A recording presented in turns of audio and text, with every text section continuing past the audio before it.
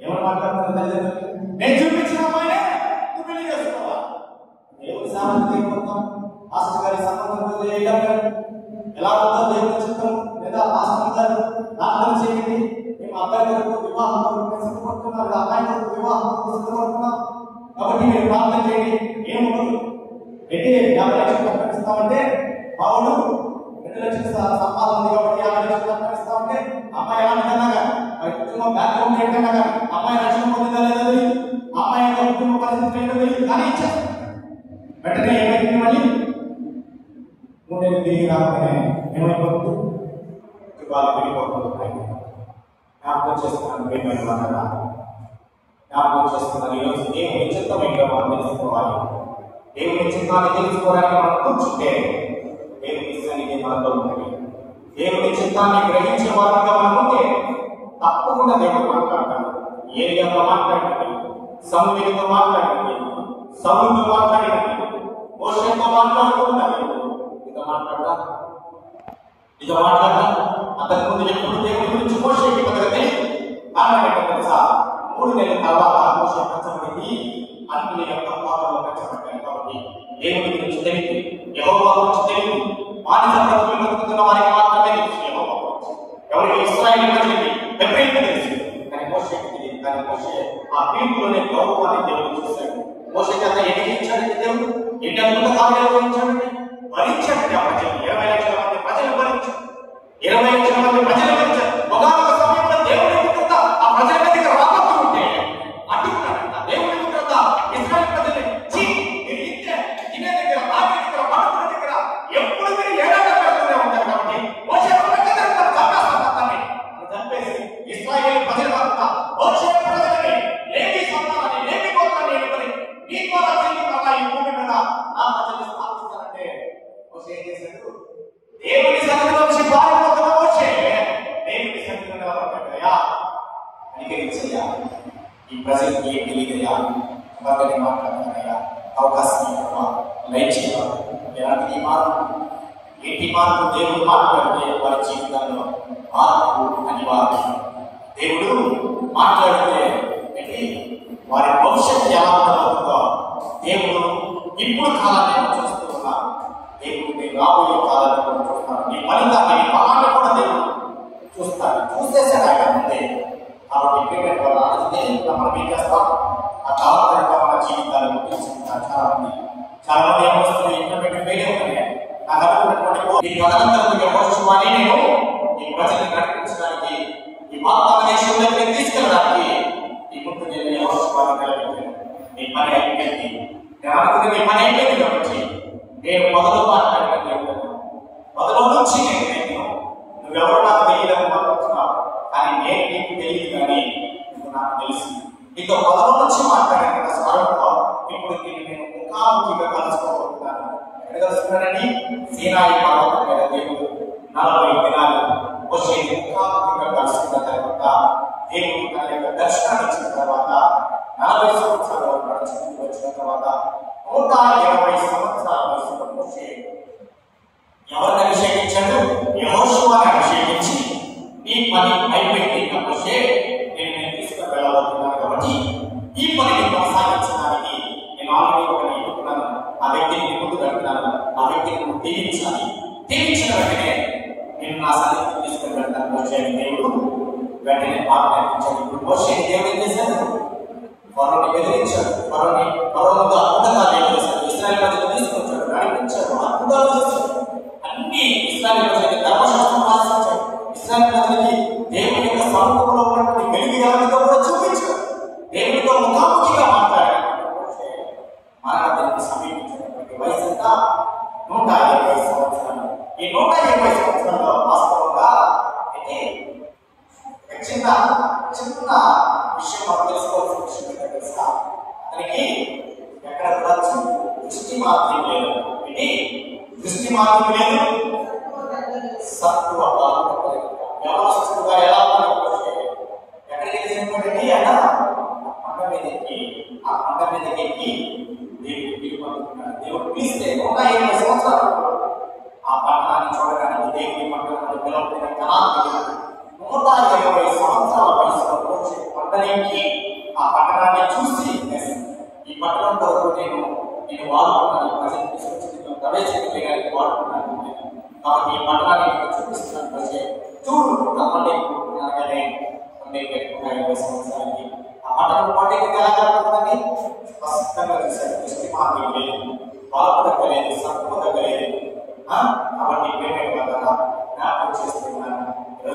మోషేని వాడుకున్న దేవుడు ఎందుకు వాడు? మోషేని వాడుకున్న దేవుడు మనల్ని ఎందుకు వాడు? మోషేని బలపరిచిన దేవుడు, మోషేని తన యొక్క దర్శనాలు ఇచ్చిన దేవుడు, మోషేని ముఖాముఖిగా తన సముద్రంలో కూర్చోబెట్టుకుని తన మాటలను ప్రజలకి అందించమని రాయించి ఇచ్చిన దేవుడు ఎందుకు మాట్లాడడానికి కారణం ఏంటంటే నేను ప్రార్థన లేదు, నేను పట్టుదల లేదు, దేవుడిని కలుసుకోవాలనే ఆరాటం లేదు. ఎంతగానికి నేను ఇంతే, ఎంతగానికి నా పరిస్థితి ఇంతే. చర్చికెళ్ళగా రాష్ట్రంగా రాసుకున్నా అభివృద్ధి సాగిస్తేగా చక్కగా మళ్ళా తిరిగి నా జీవన విధానాన్ని తిరిగి మళ్ళా నేను కొనసాగిస్తున్నానా అని అనుకుంటూ ఉన్నాను అని దేవుడి ఉద్దేశం మనం చూడాలంటే మన భవిష్యత్తు దేవుడి చేతిలో ఉంది కాబట్టి ఆ భవిష్యత్తు మనం తెలుసుకోవాలంటే మనం చేయాల్సింది తెలుసా? దేవుని నిరీక్షణ కలిగి జీవించాలి. ఒక చిన్న విషయాన్ని తెలియపరిచి వాక్యాన్ని పంపించబోతున్నాను. సమూయేలుని దేవుడు వాడుకున్నట్టుగా వాక్యం తెలియపరిచిన కదా. సమూయేలు వాడుకున్న తర్వాత దేవుడు సమూయేలు చనిపోయిన తర్వాత సమూయేలు చంపుతాడని భయపడ్డాడు. కానీ సమూయేలునే దేవుడు చంపలేకుండా సమూయేలు దేవుడు వాడుకున్నట్టుగా ఎందుకు వృద్ధాప్యం కూడా వాడుకున్న తర్వాత సమూయేలు చనిపోయాడు. సమూయేలు చనిపోయిన తర్వాత దేవుడు ఒకసారి చనిపోయిన తర్వాత కూడా వాడిని మళ్ళా తిరిగి తీసుకొచ్చి వాడుకున్నాడు. అది దేవుడు ఉద్దేశించండి. దేవుడు ఒక వ్యక్తి చనిపోతాడని భయపడితే నేను నిన్ను చంపబడ్డాను దేవుడు వెంటబెట్టుకుని తిప్పుతాడు ఆ వ్యక్తిని. అదే చనిపోయిన వ్యక్తి కూడా తీసుకుంటాడు. సౌలు మరణాపేక్షతో ఉన్నాడు. సౌలు ఉన్నాడు. ఫిలిస్తీన్ల దేశంలో దాడులు చేస్తున్నాడు. సౌలుతో మాట్లాడడానికి దేవుడు వాళ్ళు చెప్పడానికి ఎవరు లేదు. సమూయేలు చనిపోయాడు. సమూయేలు మాట్లాడలేదు. అయితే దేవుడు మాట్లాడుతున్న సమూయేలు వృద్ధాప్యంలో చనిపోయాడు. చనిపోయిన తర్వాత సమూయేలు చేస్తున్నాడు. ఇది సోది చెప్పి అమ్మా నా భవిష్యత్తు చెప్పు మా ఇదయ్యాన్ని కోసం ఎవరు చెప్పాల్సింది కదా. సరే చిన్న పని చేయమన్నాడు. నువ్వు కొన్ని ఆత్మలను వినిపిస్తావు కదా, దురాత్మలను వినిపిస్తావు కదా, సౌరాత్మలను వినిపిస్తావా అని అడిగితే ఏమంటే అంటే ఈ దేశంలో రాష్ట్రం ఈ ప్రాంతంలో ఉన్నటువంటి పని చేసే జిల్లాకి మనం చాలా పనులు చేస్తున్నాడు. సోది చేయడం వల్ల రాష్ట్రాలు నాకు ఇవన్నీ తెలియదు, మనకి మంచిగా చేసుకొని మనం అడుగుతున్నాడు. ఎందుకంటే ఇప్పుడు సోదరుడైన దేవుడు మాట్లాడతాడు అని సమూయేలు చూస్తున్నాడు. ఇప్పుడు నేను చాలా తక్కువ మాట్లాడలేకపోయాగా అంటే ఆ ప్రాంతంలో ఆ పట్టణంలో ఇక్కడ ఎవరు లేదు. సౌలుతో మాట్లాడడానికి దేవుని మాటలు బయటకు వచ్చేటువంటి ఒక ప్రవక్త ఎవరు లేరు. అందుకే దేవుడు చనిపోయినటువంటి ఆ పిలిస్తూ వచ్చాడు. సోది పిలిస్తూ వచ్చాడు. సోది పిలిస్తూ వచ్చాడు. సమూయేలు మీరిద్దరు మాట్లాడుకుంటుండగానే భూమిలో వచ్చి బయట వచ్చేసాడు. వృద్ధుడు సజీవుడే. వృద్ధుడు సమూయేలు బయటకు వచ్చాడు. సమూయేలు బయటకు వచ్చి ఆ మొదటి రాష్ట్ర గ్రంథంలో చివరి అధ్యాయం మాట రాయబడింది. మొదటి రాష్ట్ర గ్రంథంలో చివరి అధ్యాయం చదువుకుంటే అధ్యాయం అయితే సమూయేలు బయటకు వచ్చాడు. బయటకు వచ్చిన తర్వాత ఏమని చెప్పండి సార్, యెహోవా నాకు చెప్పినది నేను నీకు ఎలా మాట్లాడాలని చూస్తా. ఆయన మాట్లాడుతున్నప్పుడు వెళ్ళాలి. ఇప్పుడు ఆయన మాట్లాడడం మానేశాడు. నేనేం మాట్లాడగలను, కానీ నీకు ఒక విషయాన్ని తెలియపరచమని మృతుడైన నన్ను సజీవుడిగా చేసి ఇంతకు ముందు వరకు ప్రాణాత్మక ఆహారమై ఇప్పుడు దేవుడు ఆత్మ ద్వారా ఈ బాధ్యత వచ్చి నన్ను నా దేవుడు మహిమత ఆత్మలోకి తీసుకుని వచ్చి నిలబెట్టి దేవుడు మాట్లాడమంటున్న మాట ఏంటో చెప్తాను. ఏంటి ఆ మాట చదువుదామా? ఏంటి ఆ మాట? మొదటి సమూయేలు వచ్చుకున్నాం. మొదటి సమూయేలు వచ్చుకున్నాం. 9వ అధ్యాయం 28వ అధ్యాయం 9వ వచనం వచ్చుకున్నాం.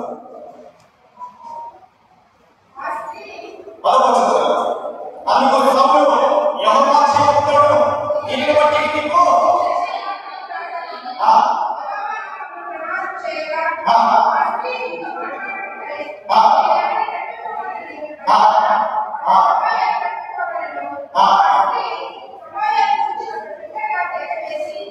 ఎవరిని నియమించాలి అంటే పిలవకముందే సమయం వైపు వస్తున్నాడు. దేవుడు మాట్లాడతాడు, చివరిగా మాట్లాడేసి మర్చిపోయేది సౌర్యంగా తెలుసుకోవాలి, భవిష్యత్తు చెప్పాలి. ఈ భవిష్యత్తు నేను చూపించాను, సౌర్య భవిష్యత్తు ఏమైపోతుందో చూడాలంటే మొదటిలో వచ్చిందో అదే అధ్యాయం 28 మొదలు యెహోవా నిన్ను ఇశ్రాయేలీయులను ఫిలిష్తీయుల చేతికి అప్పగించును. యెహోవా ఇశ్రాయేలీయులను ఫిలిష్తీయుల చేతికి అప్పగించును. రేపు నీవును నీ కుమారులు నాతో కూడా ఉందురు అని సౌలుతో చెప్పగా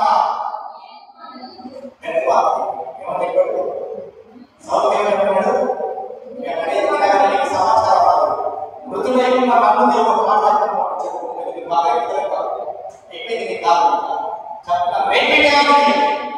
నువ్వు నీ కొడుకులు మృతులే మృతుల అయిపోయింది. 24 గంటల సమయంలో ఇప్పుడు దేవుడు చెప్తున్నాడు. మన జీవిత కాలంలో ఎంత కఠినమైన మాట సమయం ఎక్కడ మాట్లాడాలి? దేవుడు మాట్లాడాలంటే మృతుడైన వాడిని సజీవంగా దేవుడు తీసుకొచ్చి మాట్లాడించాడు. ఈరోజు మన నిరాశంతా మన వ్యాధులు ఉన్న నెట్లూరులో ఉన్న మరణాపేక్షలో ఉన్న ఒకవేళ నా జీవితం ఏమైపోతుందో, నేను ఇంకా కొత్తదనం లేదో, నా పరిస్థితులు ఎలాంటివి, నా జీవితం ఎలా వహించిపోతుందో అని మన ఒకసారి చాలా మంది మాటలు తెలియపరుస్తారు.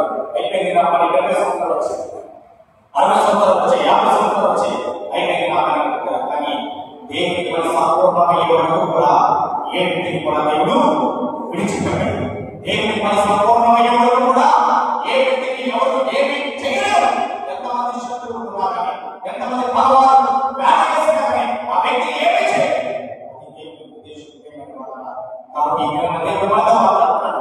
ఏలియాని మాట్లాడిన దేవుడు, ఏలియాని మాట్లాడిన దేవుడు, ఏలియాతో మాట్లాడిన దేవుడు, సమూయేలు మాట్లాడిన దేవుడు, సమూయేలు మాట్లాడించడం బయటకు తీసుకొచ్చిన దేవుడు, సమూయేలు భయాన్ని తగ్గించిన దేవుడు, మోషే భయాన్ని తగ్గించిన దేవుడు, మోషేని వాడుకున్న దేవుడు, మోషేని నడిపించిన దేవుడు. తెలుసా? భయపడవల్ల చల్లని స్వరాన్ని, నల్లని స్వరాన్ని నీకు వినిపించమని అనేక దినాలు నేను ఆశపడుతున్నాను. కానీ ఆ సమయాన్ని అర్థం చేస్తున్నా. నేను నీతో మాట్లాడాలంటే నా మాట వినడానికి సిద్ధంగా ఉండాలి. నేను నీతో మాట్లాడాలంటే నా కొరకు కనిపెట్టి ఉండాలి. నేను నీతో మాట్లాడాలంటే నా మీద నీకు ఆపేక్ష ఉండాలి, ఆశ ఉండాలి. నా దేవుడు నాతో మాట్లాడే సమయం అని ప్రియమైన వాళ్ళని జ్ఞాపకం చేస్తున్నాను. సమయంలో దేవుడు మనతో మాట్లాడాలంటే దేవుని చిత్తాన్ని మనం కైకొనాలి. మోషేతో మాట్లాడిన దేవుడు, ఏలియాతో మాట్లాడిన దేవుడు, సమూయేలుతో మాట్లాడిన దేవుడు, సౌలుతో మాట్లాడిన దేవుడు ఇది కూడా మాట్లాడడానికి తన మెల్లని స్వరాన్ని వినిపించడానికి దేవుడు సిద్ధంగా ఉన్నాడు. వినడానికి సిద్ధంగా ఉంటే దేవుడి సన్నిధికి కనిపెట్టు ప్రార్థించి ఆ ఇంట్లో మన దేవుడు మనకి దయచేయడం కదా ప్రార్థన చేస్తున్నాం. దాని వచ్చిన కనిపిస్తున్నాం, ప్రార్థన చేస్తున్నాం. మహోన్నతుల మహాత్ముల పరిశుద్ధుల నీకు వందనాలు స్తోత్రం ఆయన సజీవుడా ఇవైపు జీవించువాడా నీకు వందనాలు స్తోత్రం చేస్తున్నాం దేవా. మీ కృప ద్వారా మరణాంతకాలంలో బలపరిచిన తండ్రి మీకు వందనాలు. మా జీవితాలు మతమైపోతాయో భయపడుతుంటే మాకున్నటువంటి వ్యాధుల బట్టి రుణపదులటువంటి మాకు సమస్యలు బట్టి దేవా అయ్యా మేము నశించిపోతాం, కృషించిపోతాం, ఎందుకు పనికిరాకపోతాం, అర్థవంతంగా ఈ జీవన యాత్రలను ఉద్దేశాలను భయపడుతుంటే దేవా సాయిగా దర్శన దేవాన్ని వందనాలు స్తోత్రం చేస్తున్నాం. మీ మాటలు మాకు స్థిరపరచండి దేవా. మీ స్వర్గం మమ్మల్ని దీవించి ఆశీర్వాదించాలి. విన్న వర్తమానాన్ని దేవా అపవాదాన్ని తొలగించుకున్నారు దేవా. మీ ప్రియ హృదయంలో నూతన పరివర్తన ఆశీర్వాదాలను కలిగించుకున్నారు. మీకే వందనాలు స్తోత్రం చెల్లిస్తున్నా. మాట్లాడే దేవా మీకు వందనాలు, బలపరిచిన దేవా మీకు వందనాలు, స్తుతులు చెల్లిస్తూ మీ మాటలు మీ ఉద్దేశాలు కలిగి వినేవారుగా జీవించేవారుగా మాకు దీనికైనా దయచేయండి. ఒకరిని దీవించి ఆశీర్వాదించుకొని యేసుక్రీస్తు వారి ఆమేన్.